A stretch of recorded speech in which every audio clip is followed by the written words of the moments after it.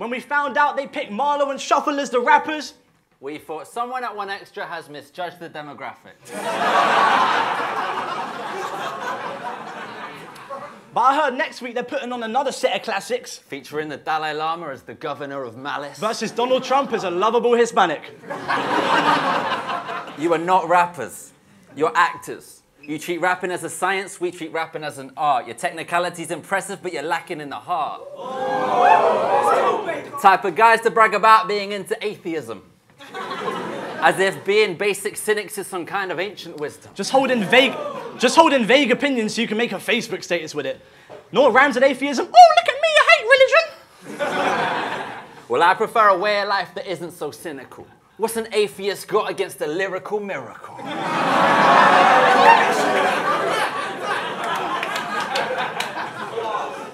Seriously though, you two are such cynics. Imagine what happens when he leaves Shuffle with kids. His nephew comes up wanting a hug and a kiss. It's December. He goes to show him the stuff on his list. He's like, what do you mean, Santa? You know it doesn't exist. You're more of a buzzkill than a sickness forming in your inner organs.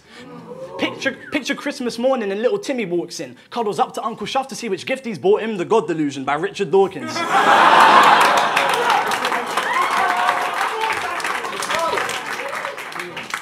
The trouble is, you silly pricks are so prepared to be viral, your success depends on if your vids are carefully titled.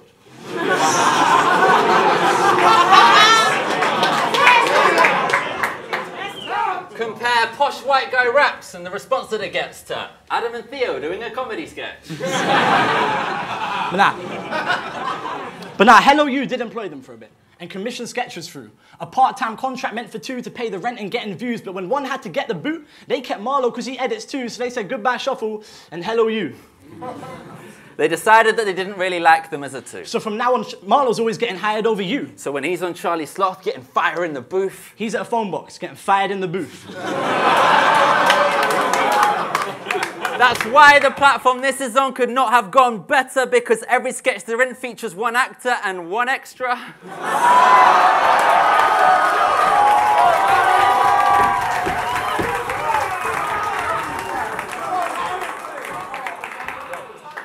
Since getting fired, he's been a mess, and it's left him destroyed. That's why there's tension in those battles they can never avoid. Because when MARLO brings up tactics that they're set to employ, Shuffle gets annoyed that he's mentioned employed. But nah, he did go and create the Shuffle Tea Company. Where if I pay him 20 quid, he'll structure me a couple schemes, or if I want to roast my friends, he'll help me think of something mean. His other key skills involve the occasional funny tweet, or he'll upgrade it to a Facebook status for a double fee, but why stop there? He'd do anything for money. He'd, you know, keep your oven clean, maybe scrub it with bleach, and maybe, you know, scrub your feet and keep the muck beneath. But, you know, if his body's free, he'll upgrade it to a... fuck's sake. Do it again. Yeah. See. I say it's double free. And if his body's free, he'll battle him while licking custard creams. He'll even strip this verse down of any form of subtlety and tell you that the subtext underneath is that he's fucking cheap. Yeah, maybe you should... Yeah, he will. Yeah, maybe you should stop, like, selling tips and favours and start giving tips to waiters. Type of guy that when you go out for a meal and you split it 6 ways, he'll take everybody else's tips as if it's his change. I mean, even the idea of a £1 tip for him is hell. He refused to go in deep on us in this battle in case it tips the scales. Captain Hook could count on no hands the number of tips he gave.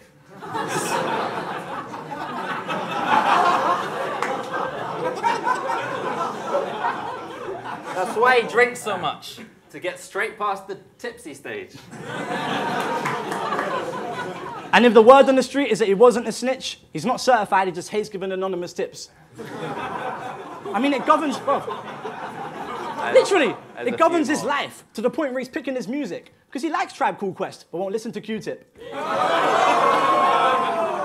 And if you think this is stupid and it isn't a nice verse, you'll be pissed when you find out it's the tip of the iceberg. No, I'm joking. But if you do think my jokes about tipping are done, they're not. Shuffle just stole them from the tip of my tongue. I mean, he could have been a robber.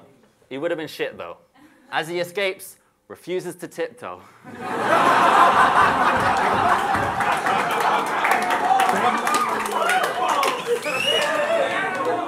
But that's enough of Shuff. Now we're getting to him. Here's an angle for you, Marlo. Your hair is incredibly thin. Shuff, when's the last time you sold out at the Edinburgh Fringe? Marlo, when's the last time you saw a head full of fringe? Shuffle, when's the last time you genuinely got a commission? It's so rare when it comes through that there's a lot of suspicion.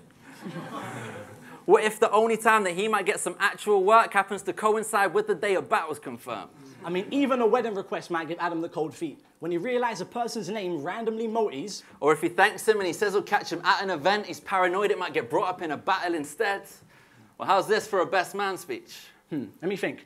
You've got a ping pong ball for a head. It's as bald as an egg. Could have grown it out before so it falls to your neck, but now you have to comb it over all to the left. I mean, there is some hair left on your very thin head, but if you shaved it for charity, you'd raise about 26 pence. Good part. That's a good part.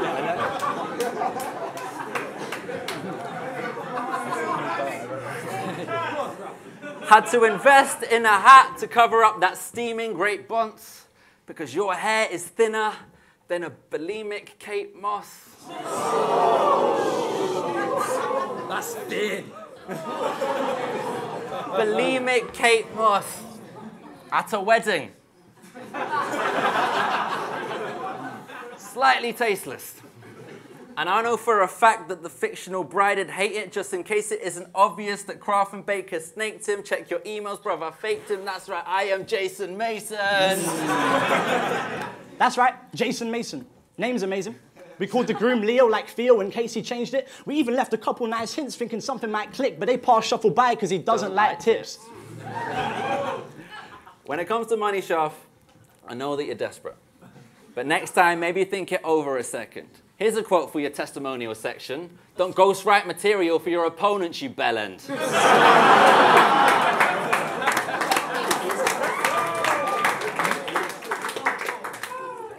Stop begging for success for your parody rap. Stop being an exploitative ghostwriter and make some actual tracks. You thought you just graphed that scene. If you dabble in rap, you didn't carve that niche. You got stabbed in the back. Everything you have is based on getting a reaction. Begging David Brent's career and thinking anything will happen. Every sentence is sarcastic. You were technically actors. But you fooled the whole scene by pretending to be rappers. Time.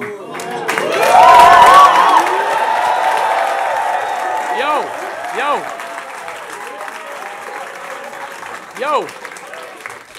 He tried to diss my thinning hair. Dude, fuck you, because I'd rather have not enough hair than too much tooth.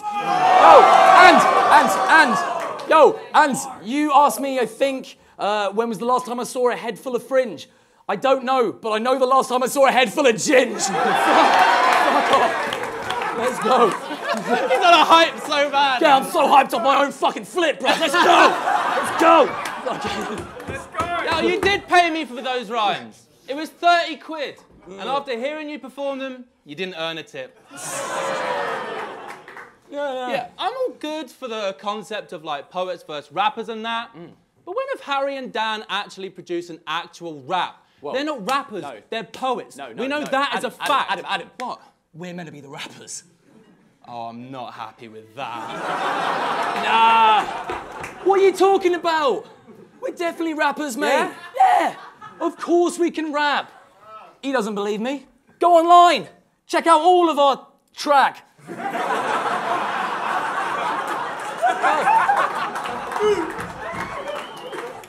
Look, we didn't want to battle you, but you're here now. Welcome.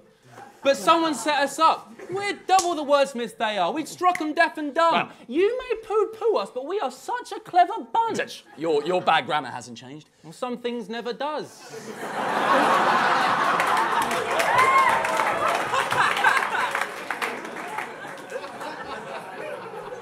My bank balance is like Viagra use. How's that? I'd love to get it up. Sure. We'd be battling any time of day for a couple extra bucks. And yes, of course, when it comes to getting bunts, little Shuffle gets a cut. How much am I getting for this one? Ooh, I don't know. Is 1% enough? Definitely. How about double? Yes. It's done. But for now, we've got to talk to the crafty baker like a police officer / detective that's been investigating a series of bread thefts in his local district and has narrowed it down to the one possible suspect with strong links to the area of the crime itself. And it's the only suspect left to judge. Yeah. You look like you play football for the under-7s club. And that you always say, I love you, but your mother never does. And it's just depressing us. And that's fine. But all that, I'm at one with the universe delivery, like, pretentious much? Do that today, Daniel, and someone's getting punched. You mugs could never touch us ever. Someone tell the judge we go another level up. That's a... Double-decker bus. And you're...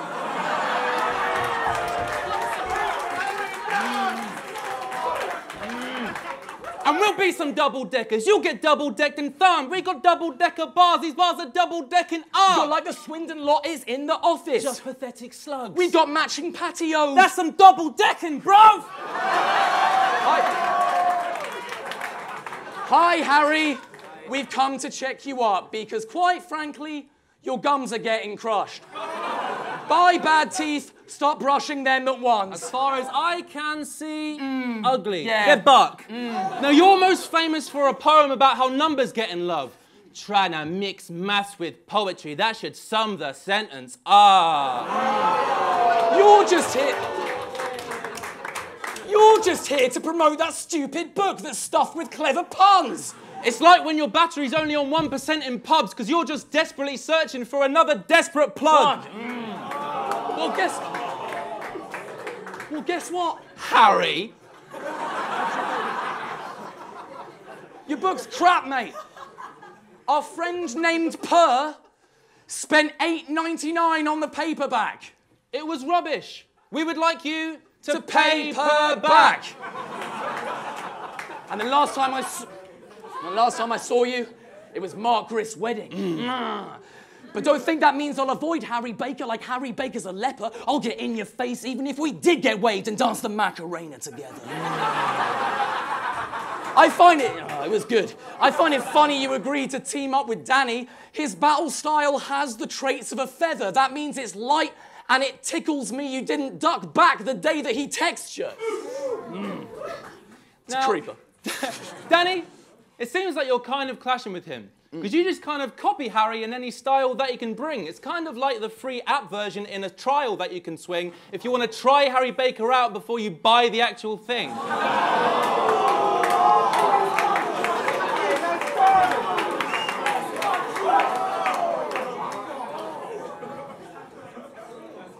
Plus, you look like a bad face swap. That's true.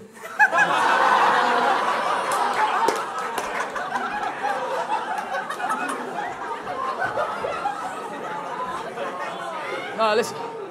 You're a police reconstruction sketch of an on-the-prowl pedo. Looks like Harry picked you up from the Lost and Found depot. I can imagine you on the town in bottom-down chinos. You look proper albino, and you're not an albino. Now, you two are trying to sow the seeds of poetry, but if this is all it's growing, we will hack down every poet tree until it's only showing leaves. We like Edgar Allan poetry. So in remembrance, we're going to plant Edgar Allan Poe a tree. Talk that shit. I've made loads of friends from rap. Tell them. Edgar Allan Poe a tree. And you put up a video of you spitting grime in that tree. Harry. Harry, with a camera, spitting grime in a tree. Mice in my cheese. A knife in my spleen. Watching a bucket of paint dry in the heat. A note from the doctor saying I can't fight the disease and I'm going to die in a week. Just a list of things I was more excited to see than Harry with a camera spitting grime in a tree.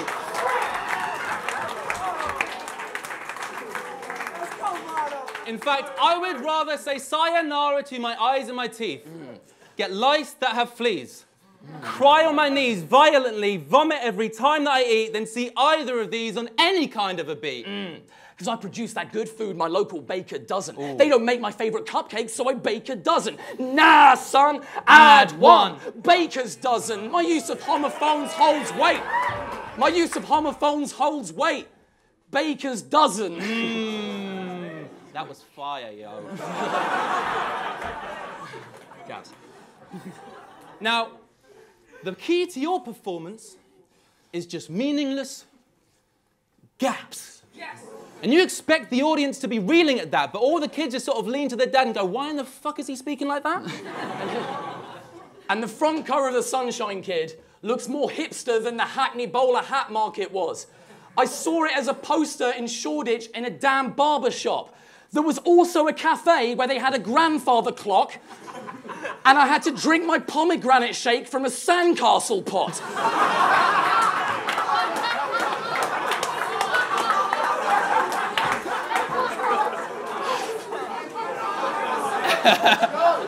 Now, we've been going soft on them, and we could end them now, but we're gonna save that shit for the second round. It's only one round. It's only one round, remember? Oh. Yeah. Well, I wish you told me.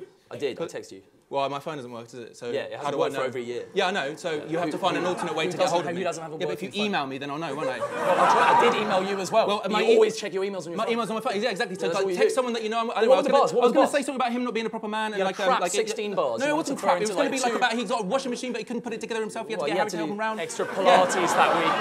Yeah. Oh, fuck it. Time.